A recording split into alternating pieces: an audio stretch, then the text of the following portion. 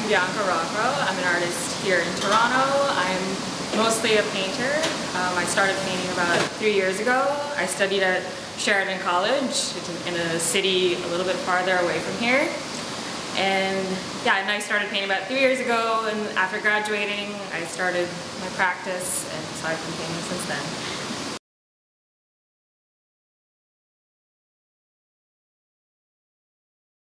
I studied illustration at Sheridan College, and in my 3rd year I had to do an internship for school, and I decided to contact an artist that I knew here in Toronto, and he mentored me in oil painting.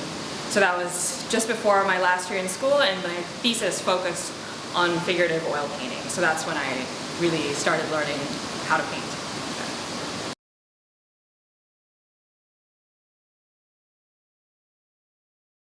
So normally I have an idea, of course, and then because my work is pretty realistic, I do work from photography. So I'll either contact models, I'll contact people and ask them to come to my studio, and I'll do a small photo shoot with them. Or if it's just with, if it's a still life, then I'll take photos for that. I'll do a little of my own setup, and then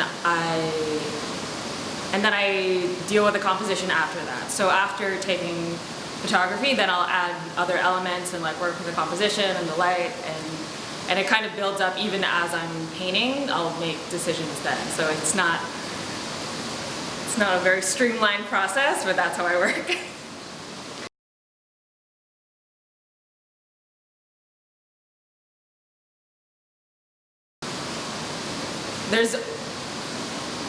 So I work in oil because almost in the beginning it was for the physicality of it.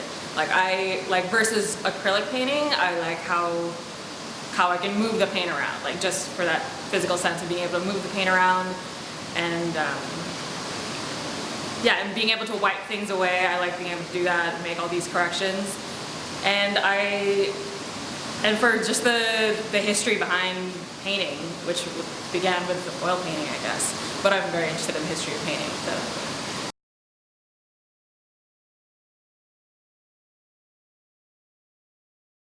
I think why I make art and why a lot of people make art is just for the very human desire to create something. Like I feel like I have to be creating something all the time, especially with how much media and art I consume. I feel the need then to put some of my own out into the world as well.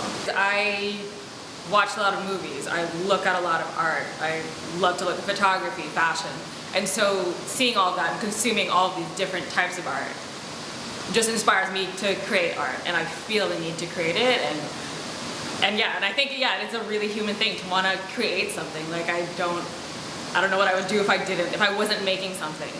Yeah.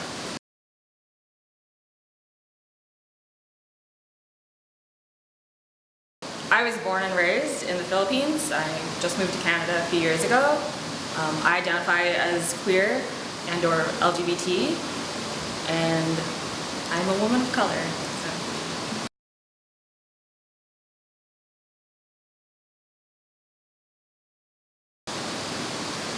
I think it's always interesting.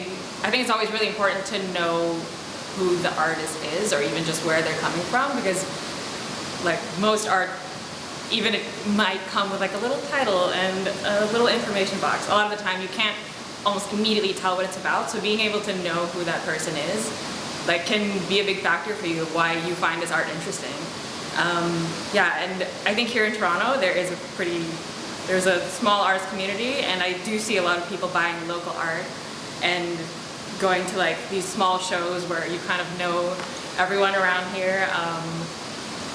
Yeah, and another thing that especially if you live in a city that has a lot of artists, it could be cool to reach out to someone for a studio visit, because that's how I've met some artists. Is like asking them like, I'd love to come see your work in your studio, and it's, yeah, a good opportunity to see how they work, see what they're like. And you can even, if you're an artist yourself, you can always do an art trade. Like I've done a bunch of trades with my friends because I like their art, and so we keep art moving around here, and it's always nice to own something. from a friend.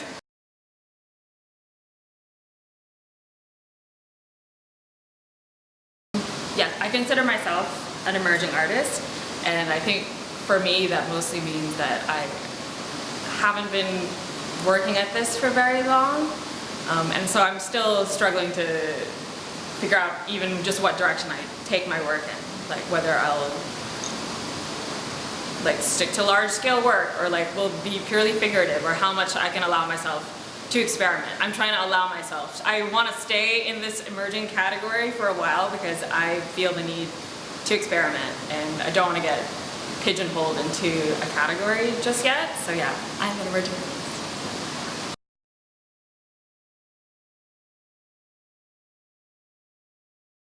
So a lot of the people who have bought my art are actually people I know and who know who I am and have come to a show or to my studio to see my work. And yeah, and oftentimes it's to support me, I guess, because they know me personally, and so that's how it is for me.